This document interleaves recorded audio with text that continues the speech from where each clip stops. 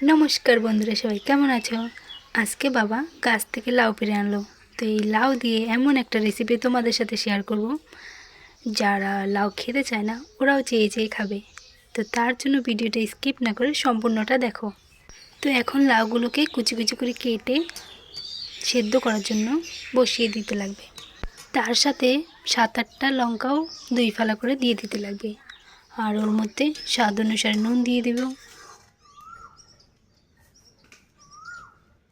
तारपर ओर मধ্যে हलुद दिए देव। तारपर लाउगुलोर साथे हलुद नुन सब मिक्स करे नेब नाड़ाचाड़ा करे। এই লাউ রান্না করার জন্য লাগবে আদা বাটা, জিরা বাটা, সরষে বাটা। তো এইগুলোকে বাটা করে নিলাম। বাটা করার পর ওই লাউয়ের ভিতরে আদা বাটা দিয়ে দেব, জিরা বাটা দিয়ে দেব আর সরষে বাটা দিয়ে দেব। তারপর এই সব কিছুকে একটু নাড়াচাড়া করে নেব। নাড়াচাড়া করার পর লাউগুলোকে একটু রান্না করে নিতে লাগবে। তারপরে ওর মধ্যে সামান্য একটু চিনি দিয়ে দেব। চিনি দিয়ে নাড়াচাড়া করে নেব। এখন আরও কিছু সময় লাউগুলোকে রান্না করে নিতে লাগবে। তারপরে লাউগুলো হয়ে যাবে। এখন লাউগুলো হয়ে গেছে, এখন নামিয়ে নিচ্ছি।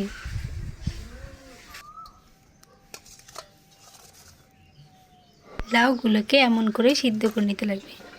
তারপর কড়াইটাকে বসিয়ে দেব। কড়াই বসিয়ে দেওয়ার পর কড়াইটা যখন গরম হয়ে যাবে ওর ভিতরে তেল দিয়ে দেব। তো তেলগুলো যখন গরম হয়ে যাবে ওর ভিতরে দুটো তেজপাতা দিয়ে দেব আর এই যে দুটো শুকনো লঙ্কা দিয়ে দেব।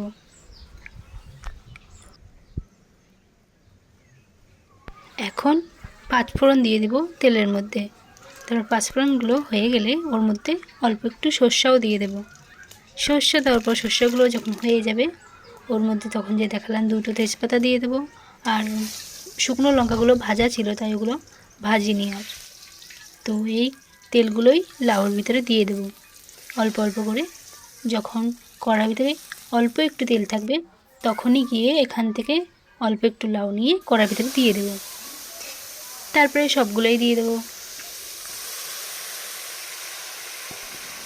এখন লাউগুলোকে নাড়াচাড়া করে নেব যেন তেল তারপরে ফোড়ন সব কিছু একসাথে মিক্স হয়ে যায়। তো একটু রান্না করে নেব লাউগুলোকে। রান্না করার পর লাউগুলো হয়ে গেছে, এখন নামিয়ে নেব।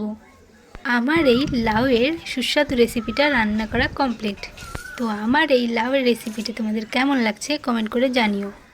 যদি ভালো লেগে থাকে তাহলে ভিডিওটাতে লাইক করে দেবে এবং চ্যানেলটাকে সাবস্ক্রাইব করতে ভুলবে না। তো তোমাদের সাথে দেখা হচ্ছে নেক্সট ভিডিওতে।